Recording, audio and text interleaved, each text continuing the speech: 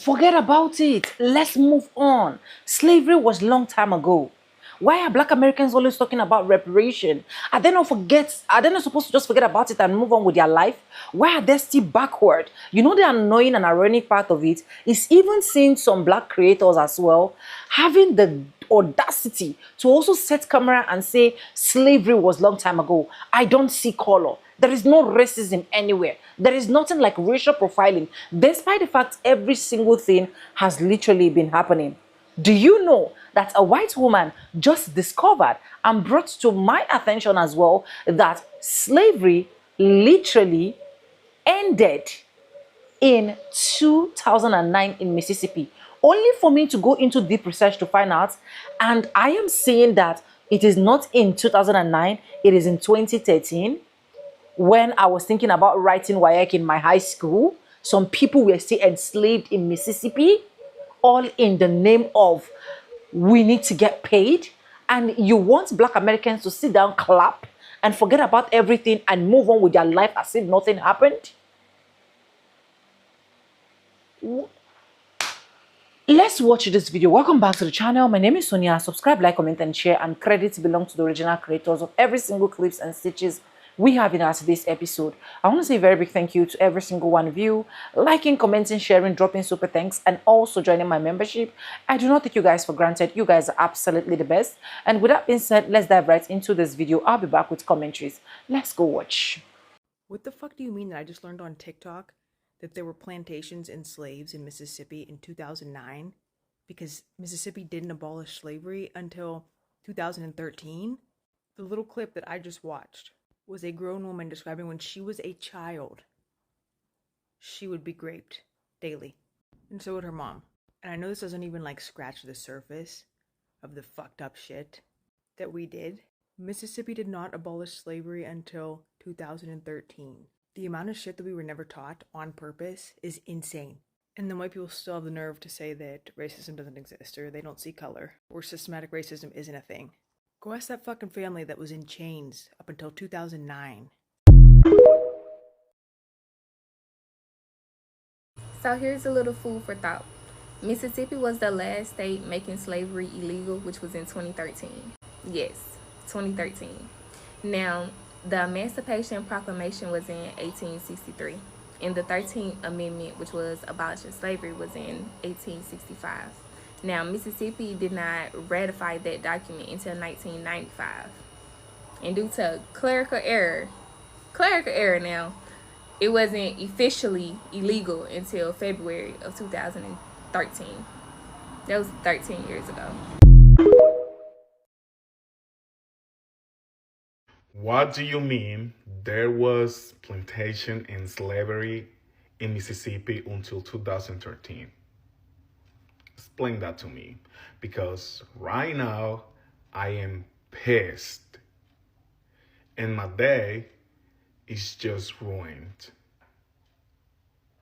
Like, I can't believe my eyes when I saw that video about slavery and plantations in Mississippi. That was like 15, 17 years ago. And there was also segregation.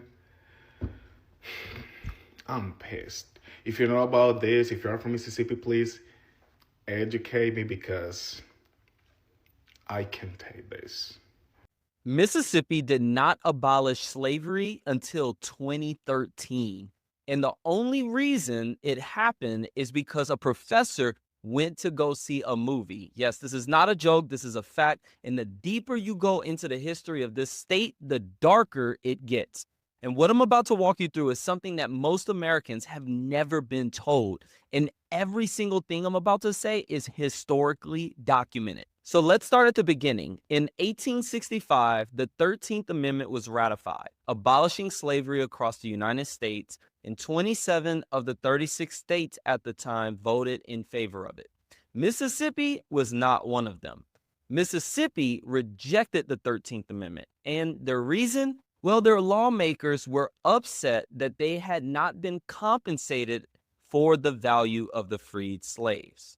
Think about it. They wanted to get paid for the value of what human beings were worth. So let that sit for a second. The rest of the country was moving to end one of the greatest atrocities in human history.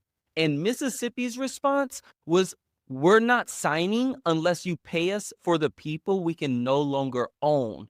That should tell you everything you need to know about where this story is headed. After rejecting the amendment in 1865, Mississippi did nothing about it for 130 years. While the rest of the country was moving forward, Mississippi was going backwards and ratified the 13th Amendment. See, it wasn't until 1995 that the Mississippi State Legislature finally voted to ratify it. The vote was unanimous, but here's the thing. After the vote, the Secretary of State never filed the paperwork with the federal government. So technically, it was never official. Abolishing slavery was apparently not important enough to make sure the paperwork got filed. For 130 years, nobody acted on it. And when they finally did, nobody followed through. So you tell me if that sounds like an accident. So how did it finally get resolved? In 2012, a professor at the University of Mississippi Medical Center named Dr. Ranjan Batra went to see the Steven Spielberg film Lincoln. The movie tells the story of how the 13th Amendment was passed. After watching it, Dr. Batra got curious and started researching what happened after the amendment was ratified. That's when he discovered that Mississippi had never officially completed the process. He told a colleague named Ken Sullivan. Sullivan contacted the Mississippi Secretary of State, who agreed to file the paperwork. On February 7, 2013, the federal government confirmed that Mississippi had officially ratified the 13th Amendment. Shout out to Steven Spielberg, by the way.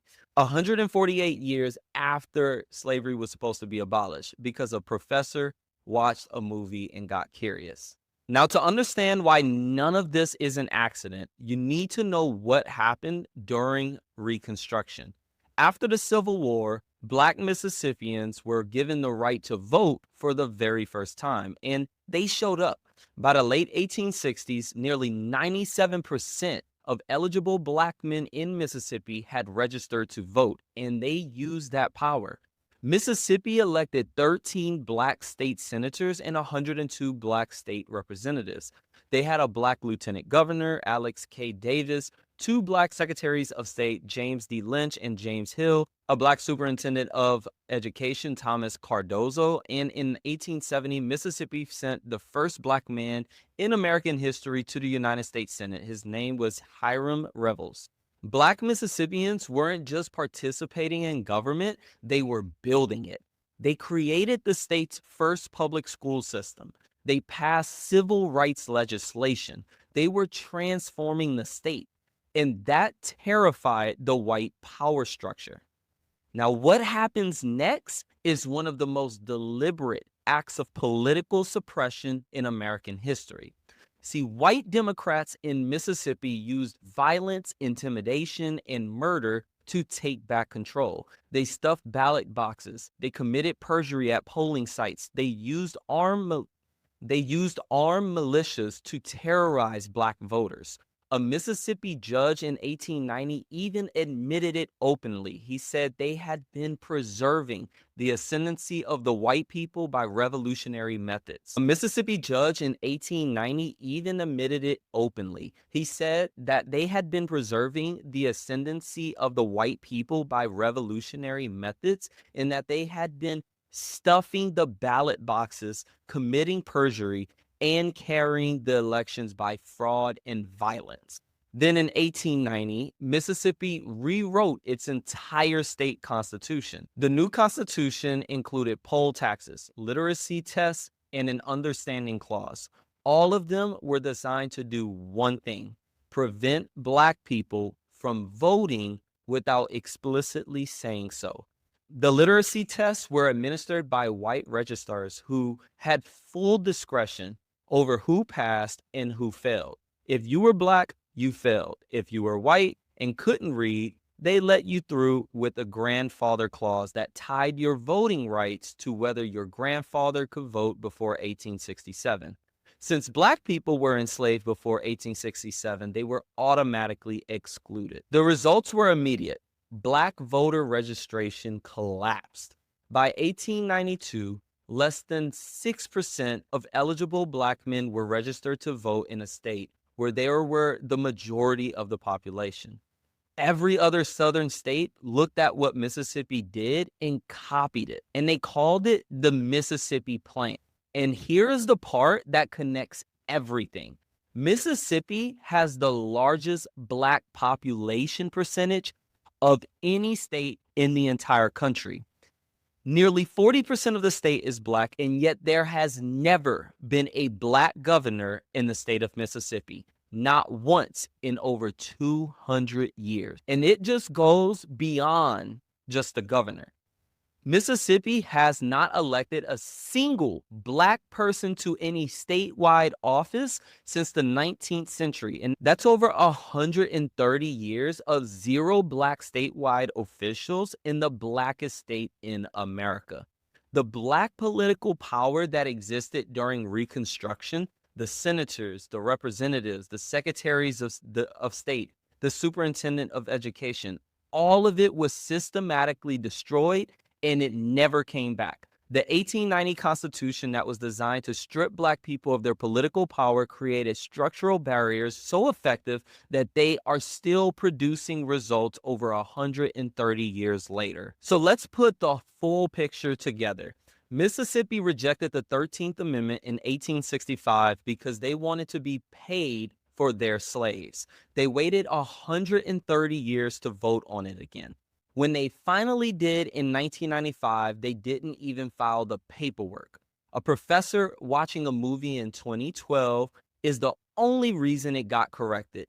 In between, they rewrote their entire state constitution to strip black citizens of the right to vote. They used violence, fraud, and illegal manipulation to destroy black political power. And today, in 2026, in a state where 4 in 10 people are black, there has never been a black governor and not a single black person who has held a statewide office in over 130 years. Now, you tell me if that's oversight. This is American history that most Americans have never been taught. And the reason it matters today is because the systems that were put in place to suppress black political power in Mississippi didn't just disappear. Many of them evolved, and many of them still exist today in different forms. Listen, if this video opened your eyes, share it with someone who needs to see it, okay? And subscribe for more content like this. I'll see you in the next video. What the fuck do you mean that I just learned on TikTok that there were plantations and slaves in Mississippi in 2009 because Mississippi didn't abolish slavery until 2013? Yep, and they just made lynching a federal crime in the year of 2022 with the Emmett Till Anti-Lynching Act. And when slavery ended, a lot of people didn't know they were free. They just didn't tell them. It was a whole year before some slaves realized that they were free. Hence where you get that Juneteenth from. You know, that day that people said was made up out of nowhere and that never existed? Yeah, that day. History is taught in America to coddle the feelings of white Americans, to mentally save them from collapsing upon themselves. Because if history was taught in its actual form, right, you have to understand that what we have about history is what's documented. So imagine what's not documented. You hear about people eating people. You hear about people burning down people's houses. You hear about people stripping people from land and forcing black people out of their homes and taking the lives of all their families and then stealing their land. And then you hear about all these horrific things that happen within history. Imagine what we are not getting. I was held enslaved in Pike County, Mississippi, from Pike County, Mississippi to parts of Louisiana. Maywald and her family escaped from slavery in 1963. 1963. At the time, they were unaware that slavery had ended. When I think about 1963, that's the year I graduated high school from Landry. But these people were still in slavery. Incidents of peonage were reported in 16 states throughout America in the 20th century. It was no saying that you wasn't gonna go to the cotton field or to whatever field that you had to go to, because you was going dead or alive. So it didn't matter if you thought you didn't want to go, because you was going anyway. So that's the question here. When did slavery end? Who kept slavery in the 20th century a secret? Everybody that was around was living the same kind of life that we was living. So I never knew that slavery was over. Miss Miller, we got to be talking about some part of India or Africa or something. Surely, 1963, this couldn't happen in America. If we can visualize slavery from the beginning of slavery, and we look at the same system that put us in slavery, how is it that we should have any doubt? Because it is not in the history books? Because many people refuse to look? How many of us went back into those rural areas to see if everybody left off these plantations at one time? Did we ask any questions? Where did they go? Who would they go to? As I got older, I learned the daddy may be the sheriff when you couldn't talk to nobody. No, everybody was in the same condition. The grandpa might be the judge. The son may be the DA. So if someone come to me and say, I didn't get my freedom until 1965, I believe them. Because I've seen the index at the National Archives that said pinch cases to 1973. I want to call your attention to a part of the USA that has between 300 to 500 Negroes bound in slavery, according to information I received from a colored woman that escaped there Tuesday. She said that the boss man slapped her, and she tried to resist him, and he hit her with a blackjack and broke her arm in 5 places, and it had to be taken off. It is off smooth to the shoulder. And this man is called Captain Boss. He has a big house with about 10 big fat Negro men that do not work, just stay in this big house. The boss man makes the women go there and stay with these men 3 days, whether they want to or not. This man handles these people like they are cattle or hogs. This boss man makes these Negroes just like a farmer does his animals. Remember me telling you that my father tried to run away? Yes. And he ran through the woods, and when he ran up on the highway, he ran into some white people's in a buggy or a truck or something, and he had been beaten. And he said, I got to get away.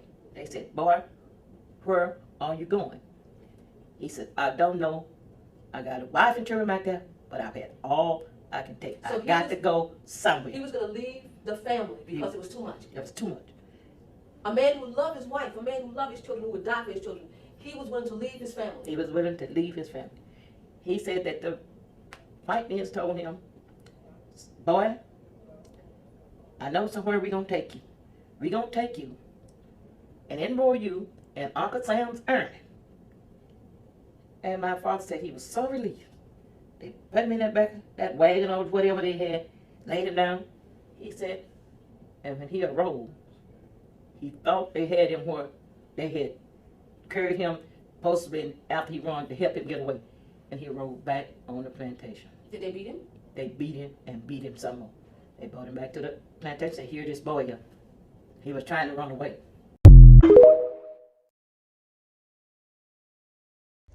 Ladies and gentlemen, I saw this meme that said Mississippi only officially abolished slavery in 2013.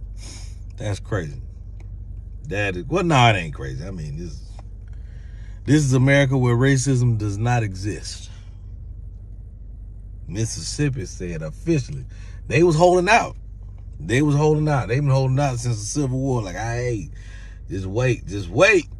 We gonna figure it out. Like, you never know. You never know. So you mean to tell me it was legal all this time? Which is crazy to me, because my daddy used to tell me stories about, when he was young, sometimes you would like black kids would go missing. I ain't trying to start no conspiracy or nothing. I'm just saying, if you got a state that never abolished slavery, and then you got, kids in South Carolina go missing and people just never see them again. He was like, man, it would happen all the time. People just get kidnapped and never say. I ain't blaming nothing on nobody. I ain't saying nothing. I'm just saying it wasn't illegal until 2013. I mean, as a state, like, hey, I'm gonna do some research and see what's what. And if you ain't One of us. I'm going to just say that. Don't be coming in my comments talking about what all ain't true. Because you can't say, you know what I mean, what happens in a certain community if your ass ain't in the community to see or know. So hush.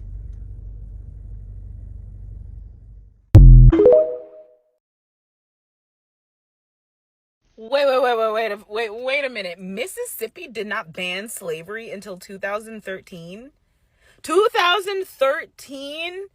And the only reason was because it was a paperwork error, like a legitimate oversight, bro. So I'm fully aware that this news is very, very, very old, but it is news to me, and it's just, again, confirmation that the U.S., like, man, come on. Anyway, so two medical student colleagues or medical students, one was actually an immigrant from India, the other one was a Mississippian, decided to look into it and was like, what's the problem? Like, what's the holdup? Even though Mississippi ratified the amendment in 1995, slavery was fully abolished in 1995, but because the state never officially notified the U.S. archivist, the ratification is not official, meaning it was still legal up until 2013, baby. So this literally makes Mississippi the final last in line state to fully abolish slavery. And I feel like Mississippi has like a bad rap for shit like this. Like, I don't even know. And then, like, were there actual slaves that we possibly didn't know about in the state because it was, like, in accordance to the law? Like, this is crazy. Anyway, today years old when I found that out. Apparently there's documentaries about this, and just, like, what? No words. So did you know that, slavery was not abolished officially in Mississippi until 2013. We are only in 2026. That was only 13 years ago. Okay? So when people start talking about, oh, just forget about slavery, it doesn't even matter. What do you mean? What? Now, they may not have been fully practicing it, but if they wanted to, they could have, because it was regulated by the state of Mississippi. So let's not act like this is just forget about what's going on in life and just keep it moving. Literally just 13 years ago. You couldn't pay me to go to Mississippi, but I'm just saying, like, make this shit make sense. Did anybody else peep that? Yeah. 2013. White people, by revolutionary methods, and they had been stuffing the ballot boxes and committing perjury and carrying the elections by fraud and violence. And by 1892, less than 6% of eligible black men were registered to vote. Went from 97% to 6%. All with them brutally murdering and unaliving and doing whatever and through every other processes that they normally do. This is nothing new though, but you know, if you don't know about the past, learn about the past, it will repeat itself. So that's why we putting this stuff out, because a lot of this stuff people don't know. Hell, I didn't know all of it. Like I said, they are, and once again, like I said, now in 1892, less than 6% of eligible black men were registered to vote, and they are the majority of the population.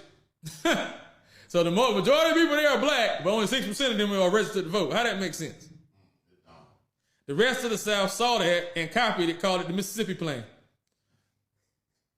40% of the state is black, but they have had 0 black state officials in the last 130 years. 40% of the state is black, and they've had 0 black officials in the last 130 years. So on top of the fact they didn't end slavery until 2013, they never had a black governor, and they haven't had a black state official in 130 years, but they got the highest black population in the country. Now, how that makes sense? That's like in Jamaica, everybody in the whole country just about black, but everybody in charge white, British. How that make sense? Like, I don't get it. It's insane. Mississippi. They didn't end slavery in Mississippi in 2013. Better dip from out of where? Johnny Thomas is mayor of Glendora, Mississippi. Thomas also grew up in slavery. Everybody else was in charge of you. that was a big part of me looking at how we had to go to the owners to get anything. They had their own plantation store. That's where we had to eat from. That's where my mom was always in debt. We never had anything, you know, growing up. That was tough time. Now, what were you telling me about this area? Oh, well, I was just talking about this being a plantation type of community, and pretty much in the shape that it's in, because individuals hope that it went back to the cotton field as such. I'm a part of the Swan Lake. The Swan Lake community was owned by the Floats, and the Floats owned the plantation in Swan Lake as well as in Glendora. In July of 2009, not only did we interview May Louise Miller, who was a former slave until the 1960s, but we uncovered a present-day plantation. We're concealing the identities of those living on this plantation to protect them from any repercussions. If you had housing in the city, would you move? Where you would pay like $70 a month? Well, as long as it's around where I stay, yeah, I can do that. You know, we couldn't get them to say anything about the owners on camera, but they explained to us off camera exactly what was going on, and they said to us if we were able to get them off of the plantation, that they would give us the full story on camera. Did you know that Native Americans were enslaved for over 300 years longer than Africans? Yeah, sit with that for a second. When we talk about slavery in America, the story usually starts in the 1600s and ends in 1865 with the 13th Amendment. That's about 250 years of African enslavement. But the real first American slaves, indigenous people, and their slavery started the moment that Christopher Columbus landed in America in 1493. They were kidnapped, trafficked, and forced to work in mines, farms, and missions by the church, by settlers, and later by the U.S. government itself. Oh, are you ready for the wild part?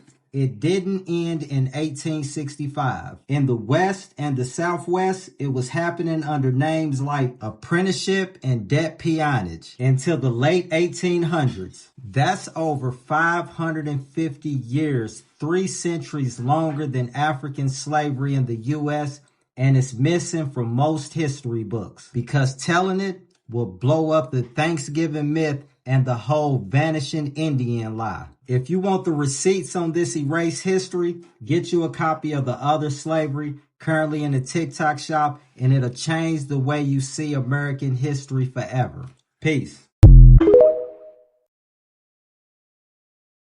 Gonna lie to you, it's hard to be surprised by how absurdly evil the U.S. operates if you have like a real functioning knowledge of chattel slavery. And this is not a dig. Like, people are actively barred from better education and the totality of the horrors of chattel slavery because it allows them to like obfuscate how uniquely evil it was. This is one of the reasons why white separatists and Christian nationalists and conservatives love to bring up like, oh, there was already a slave trade. Africans were selling Africans. Arabs were selling Africans. Like, yes, there was an Arabic slave trade. There was an African slave trade, but they were not the same as the US's. They know that, which is why they're nostalgic for the time. A lot of people don't realize one of the reasons why race relations in the US isn't muddied the way that it is in Europe or in other colonies that they had is because we had no pathway to personhood. That was a unique quality of American slavery. Every other place had a path to citizenship or personhood. You can buy your way into freedom. You could breed your way into freedom. That's how we get like the mulatto. This was big in Spanish and Portuguese colonies. If you bred out enough African, you would be freed. If you married out, like in Brazil or in Portuguese colonies, you would be freed. No such thing existed here. It was the one drop rule. That matters. It's one of the reasons why historically, I don't see why we use like BIPOC language, because it's not about everybody else. And this isn't like in a good way, but it's the reality. Like, the US is very much still reconciling with a black, white white racial conflict. The rest of y'all are collateral. That sounds mean, but it's the truth. And history shows us that, because even amongst its other enslaving white counterparts, the U.S. was still, amongst their contemporaries, regarded as a uniquely evil form of enslaver, with very stringent race relations. And all of it is contemporary. We are living in derivatives and replications of the plantation every day. And I'm thinking about it a lot, because seeing these people be like extrajudiciously deported,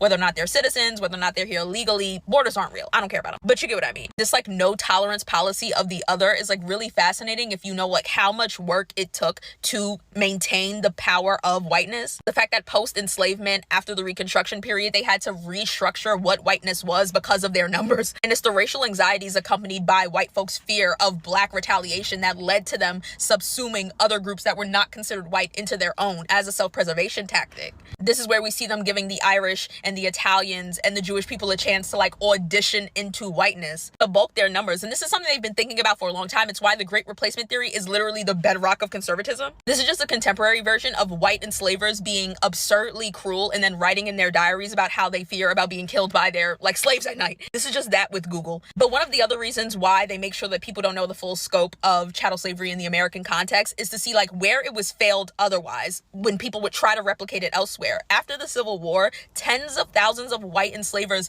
took their plantations, uprooted them, and placed them in Brazil because, not so fun fact, I guess, Brazil was the last in the West to abolish slavery. They didn't get rid of it until 1888. They were also the colony with the most enslaved Africans total. This is why the largest black population outside of the continent of Africa is Brazil. When these white enslavers got there, again, fleeing having to get rid of their plantations, they wrote endlessly about how homesick they were, not just because of things like the climate and the fact that they weren't allowed to fully replicate the same. Morning.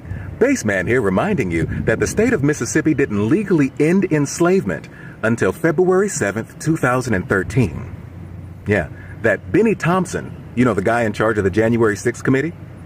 He's also in charge of Mississippi's 2nd Congressional District. He's been in charge since 1993.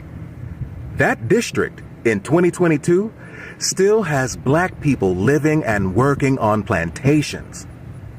I can't make this stuff up, people. On TikTok that there were plantations and slaves in Mississippi in 2009. In 2013, Mississippi finally abolished slavery. In 2013, Mississippi ended slavery. Google it.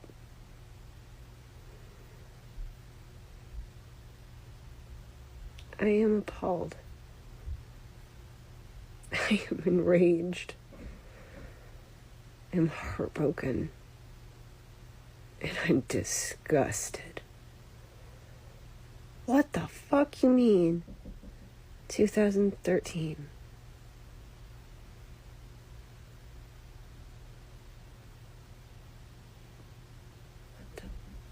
That there were plantations and slaves in Mississippi in 2009. Sarah, the scientist here. Not only is she right, but the last segregated school was desegregated in 2014. Not only that, but sundown towns still exist. Slavery still exists. It's in the prison system. It's in the agriculture fields. Slavery exists. Still. It was never actually abolished. They just made it sound pretty on paper. Sundown towns exist. If your black and brown friends go to the wrong town in a fucked up little city, they could die by sundown if they're still there. Like in Corbin, Kentucky. I live in Kentucky. I don't like that there are still sundown towns in 2026. This is why I push for reparations. What the fuck do you mean that I just learned on TikTok that there were plantations and slaves in Mississippi in 2009? Because Mississippi didn't abolish slavery until 2013. I just had to look this up because I wasn't going to take our word for it, but yeah, sure enough, Mississippi did not ban slavery until 2013. What kind of country are we living in now, where they teach us the most whitewashed fucking history in the entire world? The 13th Amendment was in the 1860s, and you mean to tell me that, for whatever reason, Mississippi didn't want to ban it until 2013? Do you realize how fucking crazy that is? Like, the more I learn about the individual states and what they still have legal and what they don't have legal is mind-boggling to me. Because not only did Mississippi finally make it illegal in 2013, they were the last fucking state to make it illegal. Why? And yet we got dumbass motherfuckers saying, oh, it wasn't that long ago. Bullshit. Bullshit. Not even a good 15 years have passed. Bullshit. I fucking hate this place. What the fuck do you mean that I just learned on TikTok that there were plantations and slaves in Mississippi in 2009 because Mississippi didn't abolish slavery until 2013? Yes, and it's good to find out that people are studying true American history. This is what this lady is referring to, right? So in 1865, Mississippi actually rejected the 13th Amendment.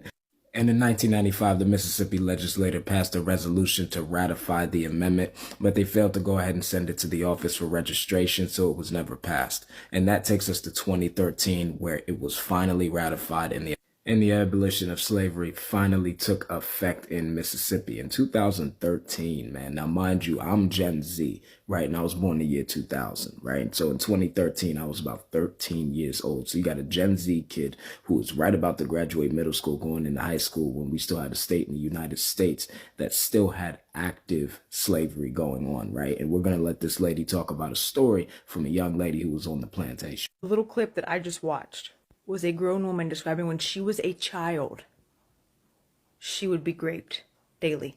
And so would her mom. And I know this doesn't even like scratch the surface of the fucked up shit that we did. Mississippi did not abolish slavery until 2013. The amount of shit that we were never taught on purpose is insane. And then white people still have the nerve to say that racism doesn't exist, or they don't see color, or systematic racism isn't a thing. Go ask that fucking family that was in chains up until 2009.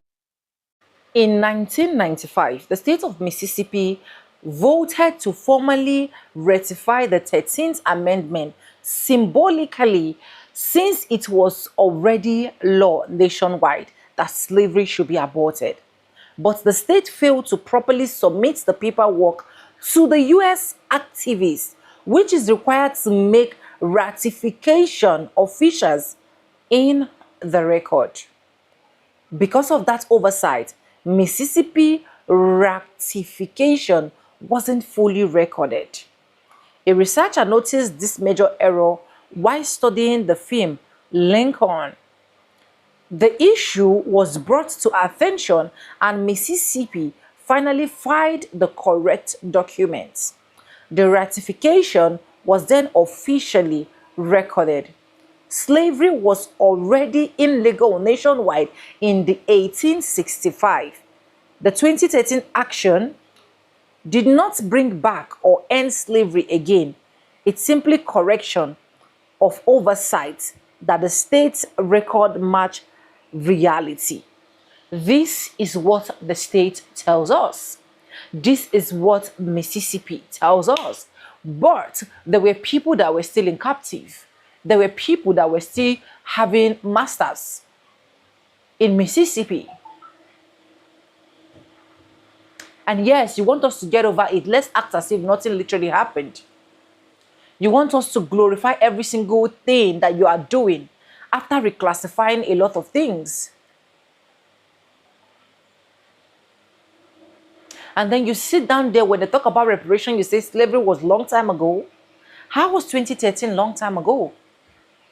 How was 2013 long time ago? When I was busy looking out for other means to get into high school. How was it long time ago?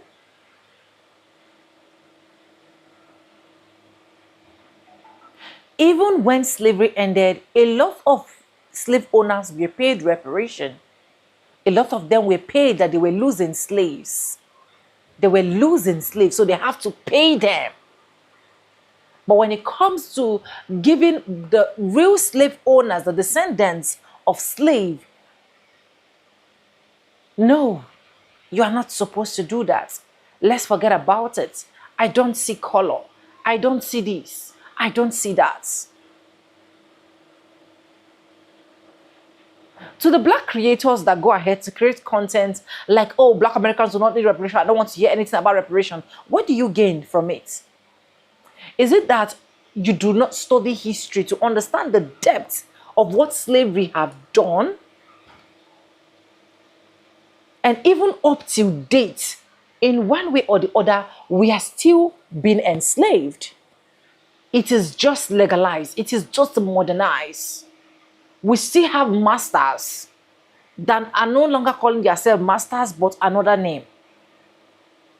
We still have people of caliber that can literally come replace things in our libraries, take things from our libraries, write them the way they want to write them and bring them. We still have people still acting like slaves to some people till date. Because you were never in chains, because you were never bound, because you were never, your mouth was never padlocked, you would not understand the depths and the gravity of what this thing called slavery has created in the lives of black people. So if you're not okay with the conversation, if you are not okay, maybe the conversation bothers you a whole lot and you are pissed when it comes to the issue of reparations for black Americans, please, it is better not to say anything than taking your camera and saying what you literally do not know. Till today, black people still face racism. They still get racially profiled east, west, north, and south. It's just a whole lot, guys. Let me know what you think in the comment section. Credits belong to the original creators of every single clips and stitches we have in this episode. I want to say a very big thank you to every single one of you liking, commenting, sharing, dropping super thanks, and also joining my membership. I do not take you guys for granted. You guys are absolutely the best. And yes, so with that being said, with no further ado, I do like I always say in my videos. I'm going to be back and I'll see you guys in my next one. Disclaimers, educational purposes only. It was never a long time ago.